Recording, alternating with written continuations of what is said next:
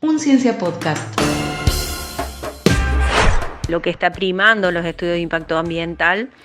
sin lugar a dudas, son los intereses de las megaempresas extractivas y no los derechos de las comunidades a los ambientes sanos y a respetar sus formas de vida y sus relaciones con sus territorios. La experiencia de ser parte activa del conflicto ambiental sobre el megaenterramiento sanitario que se intentó instalar en la localidad de Parque Santa Ana fue para la antropóloga de la UNC, Eliana Lacombe, el inicio de una indagación sobre los conflictos ambientales y el quehacer de la ciencia. En un Ciencia Podcast, reflexionamos junto a la investigadora sobre las prácticas científicas y el papel de las ciencias en vinculación a los informes de impacto ambiental, una herramienta obligatoria para llevar a cabo algunos de estos proyectos. Hay que comprender, por una parte, que los estudios de impacto ambiental son una herramienta relativamente reciente, que se han planteado como obligatorias para acceder a una evaluación de impacto ambiental que generan las entidades estatales, fundamentalmente la Secretaría de Ambiente de la provincia, y sin embargo podemos observar que estos estudios de impacto ambiental son muy sesgados en función de las consultoras privadas y del perfil de las personas que integran estos equipos que deberían ser interdisciplinarios. Y una de las cosas que más me sorprendió al evaluar, críticamente varios de estos estudios de impacto ambiental, principalmente el vinculado a la instalación de este megaenterramiento sanitario en cercanías de Villa Parque Santa Ana, pero también otros estudios de impacto ambiental como el de la autovía de Punilla o estudios de impacto ambiental presentados para autorizar nuevas explotaciones de canteras en la zona de Parabachasca. Lo que se observa es una gran deficiencia en relación a una integración de conocimientos y sobre todo un desconocimiento enorme o una desconsideración enorme en relación a los daños sociales de este tipo de emprendimiento. Siempre pongo el ejemplo que mientras en los estudios de impacto ambiental solemos encontrar decenas de páginas dedicadas a los estudios de suelo, por ejemplo, de permeabilidad de suelo, en el caso sobre Villa Parque Santa Ana había solo medio párrafo dedicado a la población que estaba dentro del radio de impacto directo, como Villa Parque Santa Ana, y prácticamente nada en relación a Bower, que también quedaba nuevamente en la zona de impacto directo del megaenterramiento. Esto nos habla, por una parte, de una insuficiencia de reflexión en relación a qué implican los impactos y los daños ambientales. Estos estudios tampoco contaban con antecedentes de estudios sobre los daños ambientales provocados por ese tipo de emprendimientos, por lo cual considero que se necesita todavía un proceso muy largo de discusión sobre qué implica un estudio de impacto ambiental, qué debería implicar y de qué manera deberían realizarse esas indagaciones e involucrar a las poblaciones afectadas o potencialmente afectadas en los mismos. En tal sentido, lo que vemos es una enorme diferencia de lenguajes de valoración, es decir,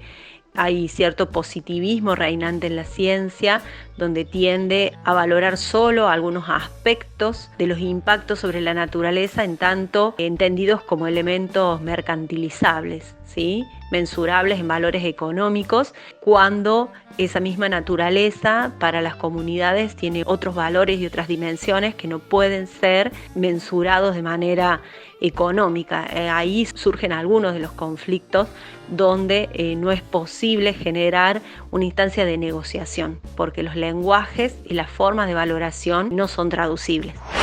En la mayoría de los casos, los informes de impacto ambiental se toman como referencia indiscutible, muchas veces para justificar acciones que dañan los ambientes. ¿Por qué el abordaje que se hace desde los estudios de impacto ambiental es insuficiente? Haciendo una evaluación crítica de los estudios de impacto ambiental que se han presentado en la Secretaría de Ambiente,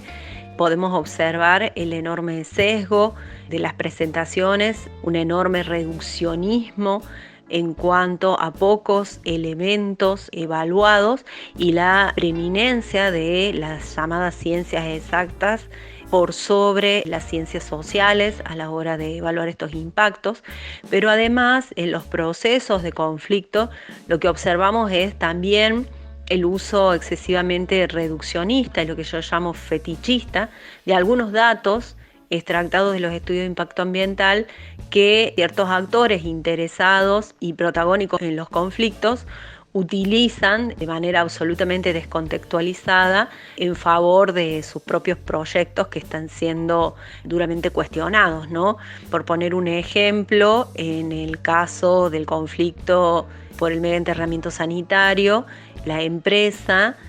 mostraba como si fuera un aval de la Universidad Nacional de Córdoba a la ubicación que ellos habían elegido para el enterramiento sanitario, un mapa confeccionado años previos con criterios muy restrictivos por el ISEA, el Instituto Superior de Estudios Ambientales de la Universidad, donde se planteaban algunas zonas posiblemente aptas para este tipo de enterramiento, pero que sí eran superpuestos con otras capas y con otros planos diseñados por el mismo instituto. Se veía que el sitio elegido por la empresa de ninguna manera podría considerarse apto, y además tampoco de ninguna manera estos planos realizados con información de segunda mano, absolutamente exploratoria, sin trabajo de campo, podrían considerarse concluyentes en relación a la aptitud del lugar, y sobre todo porque no habían considerado en ningún momento a las poblaciones cercanas,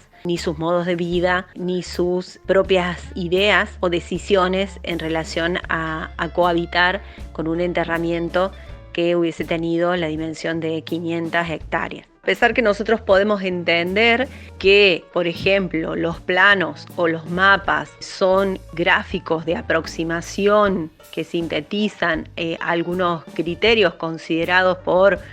ciertos grupos de investigadores, dentro de la prensa, dentro del sentido común, se imponen de manera fetichista como una información científica que tiene una valoración superior a lo que pueden decir los vecinos, que son tratados como, de alguna manera, personas sin conocimientos, ¿no? Cuando se habla de vecinos, en general, desde el sentido común, se excluye la posibilidad de que esos vecinos tengan conocimientos, que puedan ser profesionales, pero que también, aún no siendo profesionales, pueden tener un conocimiento de su territorio y una valoración mucho más abarcativa y profunda que estas miradas técnicas absolutamente separadas, distantes y sobre todo reduccionistas del territorio, de sus habitantes y de su configuración ambiental. ¿Cuáles son algunas de las estrategias o caminos que pueden tomarse para evitar este fetichismo del dato? Seguramente haya muchos caminos, para poder confrontar, problematizar, cuestionar el uso de ciertos datos reduccionistas producidos de manera técnica, que se utilizan de modo fetichista como verdades incuestionables y que agreden el derecho de las comunidades, por un lado, a participar en estos procesos de autorización ambiental, a ser escuchados, comprendidos y valorados, que también agreden en muchos casos el derecho de las personas a vivir en un ambiente sano y a cierta autodeterminación sobre la preservación de sus territorios para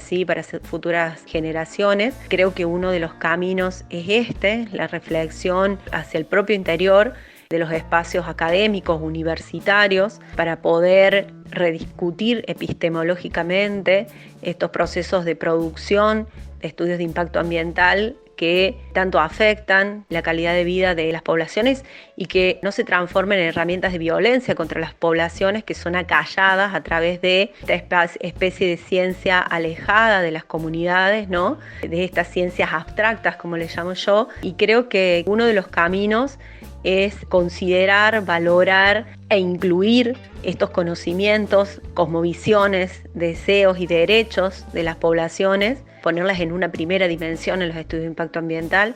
No deberían poder considerarse como válidos ningún estudio de impacto ambiental que no atienda, pero de una manera profunda y respetuosa, la consideración de las comunidades, no solo en la instancia de audiencia pública, sino en un proceso serio de consulta a las poblaciones y también en un ejercicio activo de lo que yo llamo ciencia involucrada, es decir, que lo haga desde las comunidades, haciendo consciente algo que nos enseña la metodología antropológica, la vigilancia epistemológica, es decir, una vigilancia constante sobre los modos en que producimos conocimiento científico, sobre todo en sus dimensiones políticas y éticas. ¿Cómo las ciencias sociales pueden aportar al estudio de estos fenómenos ambientales? Desde la antropología se han ofrecido herramientas para comprender que la cosmovisión occidental que divide naturaleza de cultura o naturaleza de sociedad es una mirada muy particular que contrasta violentamente con otras cosmovisiones u ontologías que vinculan al hombre o a los grupos humanos con la naturaleza de manera integrada como parte de lo mismo, y que nos permite comprender la imposibilidad de considerar un estudio de impacto ambiental como una forma única de valoración de los impactos de la naturaleza. Es necesario comprender y respetar las formas de vida y las relaciones de las comunidades locales con sus territorios a la hora de poder generar alguna herramienta de valoración de los mismos. Lo que está primando los estudios de impacto ambiental sin lugar a dudas son los intereses de las megaempresas extractivas y no los derechos de las comunidades a los ambientes sanos y a respetar sus formas de vida y sus relaciones con sus territorios. Un Ciencia Podcast suma las voces de los científicos e investigadores de la Universidad Nacional de Córdoba al debate público de los temas que atraviesan nuestra vida. Un Ciencia Podcast. Universidad Pública, conocimiento público.